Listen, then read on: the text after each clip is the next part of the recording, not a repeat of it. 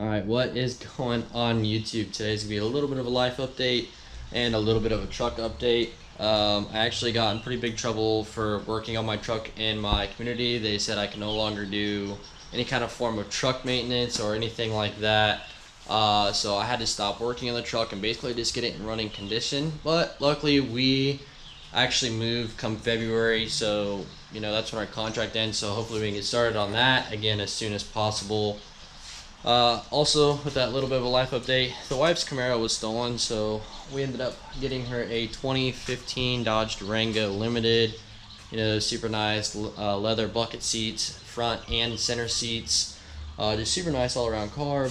Will be changes coming to that because I can't keep anything stock pretty much. And then we actually bought a 2016 R1 with 6,000 miles on it. Should be picking that up pretty relatively soon. So that's our little bit of a life update to the truck. However, all right, so I was building an aluminum dash, which I kind of announced a little bit of something in the daily driving video that I made, where I was talking about how I'm going to build a dash, and I've been talking about buying a dash off of LRB.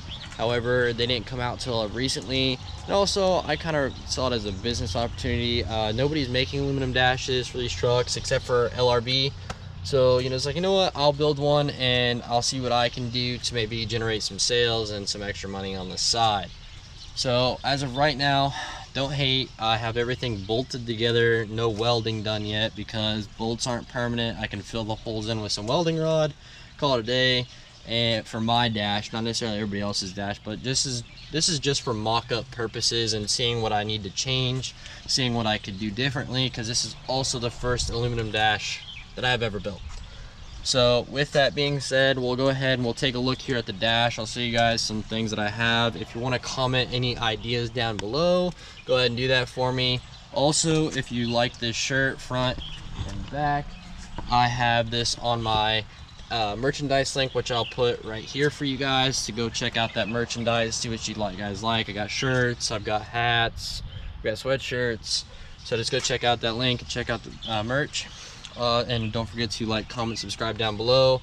And the comment section is purely for what you guys think I should do differently for this dash. Alright, so this is what I have so far. I do plan on shortening 1/8 of an inch in on both sides, so 1/4 inch in total overall length, just for some door panel clearance purposes. It hits right here on this corner, just right there, and then it's the same on the other side, so I want to change that up and shorten it in a little bit. I have the factory fuse box mounted in here right there, which is just hanging on here and there. This is for my FAS and my gauges that are in there. So I will be doing some changes when it comes to everything in there. For right here, I also want to put this aluminum lip all the way around this right here to kind of cover that plastic so it looks like it's sitting in there. It's not necessarily gonna flush mount, but it should just tuck in there nicely, or tuck around it nicely, kind of like a little bit of a holder. I don't know how to describe it, but that's what I plan on doing for that. Obviously, going to be welding these joints here and this joint here, and this down here is all going to be welded together. So we'll be eliminating all these bolts here, this bolt. We're going to keep this one and this one because we're going to try to have interchangeable face plates as much as possible. Also going to be doing a lot of welding down in here, which is going to be here and there, so we can get rid of a lot of the bolting. And basically these mounts are already here, so you can just go ahead and bolt your fuse box up and stuff like that. When it comes to this faceplate, obviously we have the factory AC vent here. We have a window vent here. That vent's we're gonna try to push that vent to like right about here, and we're gonna try to keep it flush. And we're actually gonna make this a touch taller, and we actually might end up moving this down to a different location, but at an angle or something along the lines, so it actually is functional and blowing in the window isn't just there for looks. So that's obviously gonna have to some changes, whether we lengthen it out here or we make this a little bit taller. As of right now, it actually has a 1/2 inch taller than the tallest part of the AC ducts which would be enough for some sheet metal to go over. So we might make it a little bit taller, but I haven't decided yet. Also plan on making this hoop a little bit bigger, because when I'm sitting in my seat, I can't quite see. I can see the bottom half of this, but it kind of cuts out. I can see the 2, but I can't see those 3 lines that are up there top. I can see the 60, but I can't see, you know, the lines up there as well. So I'm gonna make it a little bit taller, and obviously so we can hide, you know, like this section, and, you know, prevent this from going on. I'm making a whole tunnel that go completely around that. Gonna be welding that up. That is exactly when I get the faceplate done. And also it's going to be mounting up, so where these screws are, that tunnel is going to actually include the mounts for that. Now when it comes to the gauge cluster, I'm also planning on making an aluminum plate that'll just mount to the same factory spot as the factory gauges. However, it'll just sit in there, and I plan on making a hole for a CTS 3 edge monitor along with an EAS harness, and then 4 glow shift gauges, or technically you can use IS Pro gauges if you want to. I just use glow shift because it's a little bit easier to get out here than it is for the IS Pros. But a fuel gauge, an oil pressure gauge, a voltage gauge, and then a water temp gauge I plan on adding to where the Edge CT3S monitor system will be, which will cover right here in the center, basically making it all digital. And that'll include my RPMs and my speedos and maybe a few others. I haven't really decided yet, because obviously I have my gauges here, so I kind of want to make everything very visible for me. But you know, if you get the EAS harness when you buy the dash, I'm going to look at offering, you know, different stages when it comes to that. Just haven't gotten to that point yet. Clearly I need to make my first dash, but like, this is what I have so far. Who's interested in buying? I do plan on getting rid of this head unit and going for an actual double din. Just haven't quite gotten there yet. So this is what I have so far. Hopefully we can get this to sit pretty flush down in there, and exactly down flush with the bottom here. But if we have to, we'll raise that spot up a little bit. And we have my 3 gauges right here, you know, boost, EGTs, and fuel pressure. I plan on keeping those there, but making a 45-degree weld so they all kind of face me or the driver more so than just sit flush in there, which I have that noted right here. Also have noted to try to make it so the dash kind of curves in a little bit too, kind of add a little bit of an effect that way, but we haven't gotten there yet. So for this is how I plan on mounting the AC controls the whole time for everybody. I might drop it down, but I haven't decided yet. It's really convenient where it's at.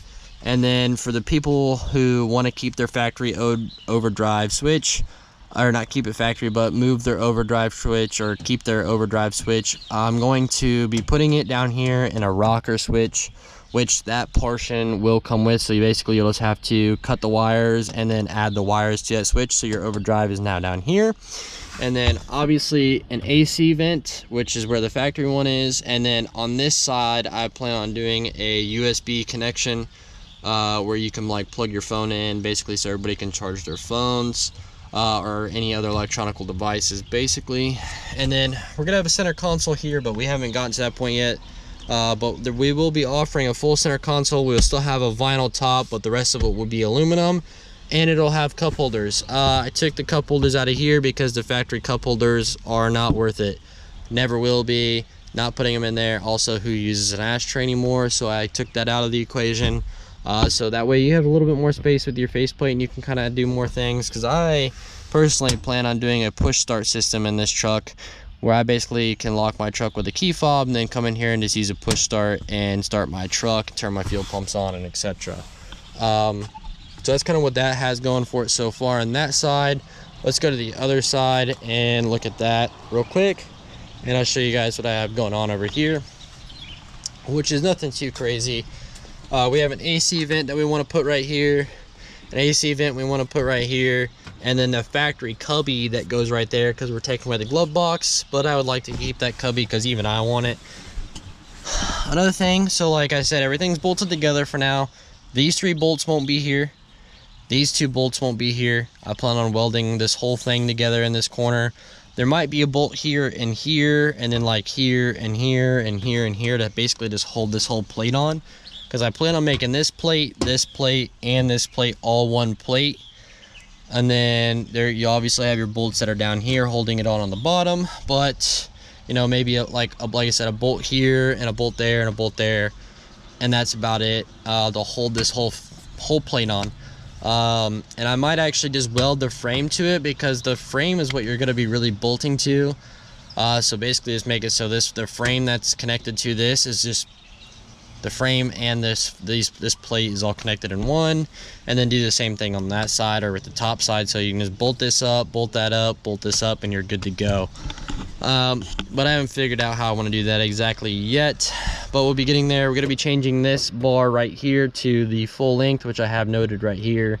So we're going to have a bar going from here to here, eliminating this crossbar right here. We don't really need it. The one there is good enough, because if people are asking about structural support front and back, well, to add a little bit more to that, because we only have the bolt there and the bolt down there, so there's not a real lot of, I mean, you gotta pull kind of hard, but there's not a crazy amount of structural support.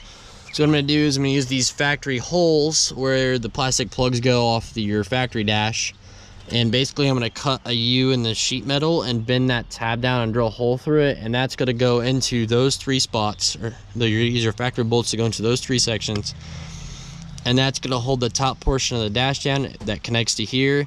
And basically it's gonna keep everything pretty snug, because like I said, this is already pretty snug for the most part. You gotta really get after it to make it move. Like, I'm probably putting like 20 pounds of force on this when I do this, moving it back and forth. So that's a lot of force doing that, and it'll obviously be a lot more sturdy when I get rid of these bolts and start making some welds.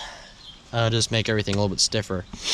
I also do need to add some shims on this side, so this whole side is going to be 1/8 of an inch shorter, and along with that side it's going to be 1/8 of an inch shorter, so we're going to lose a total of 1/4 inch of length overall. So we're going to bring it in, that way we can fit our plastic trim piece in here, and also we know we're not hitting this spot here and here on the door. We can get rid of that where we have a little bit of connection with the door panels. But that's what we have so far. You know, everybody go ahead and hit the comment, like, subscribe button down below if you can. So that's kind of all we got so far. Like I said, there's a lot of modifications to definitely come, and a lot of changes to come. However, I can't start them until later down the road. So this is what we have so far, done and complete. Like I said, a lot of these bolts will be eliminated when it comes to doing some welding, and a lot of other changes will be happening. So go ahead and comment what changes you might think you would like to see down below. Also, you know, if there's anything design feature wise you might add to it, or incorporate with that, please comment that down below. Or you can just search KFM Design 2 on Etsy. Just search it just like this on Etsy, and you can see multiple shirts, hats, sweatshirts that are up for sale that you guys can look at. Support the channel a little bit, and also I can make more of these dashes, or get more done with this dash. The more you guys buy a little bit and support the channel, that way I can actually, you know, bring some more content to the channel for you guys. Because once I get this dash done, I do plan on making an instruction video on how to make how to put the dash together, and I plan on selling these dashes for anybody who owns a 2nd gen, and I plan on trying to make it as universal as possible so people with a 98 to 02 can use this dash.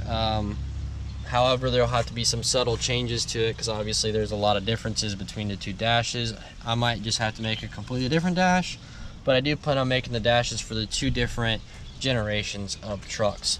So like I said, if you like the channel, or if you like this video, go comment and like, subscribe down below, and go to my Etsy page, check out the merch, and stay tuned to follow for more.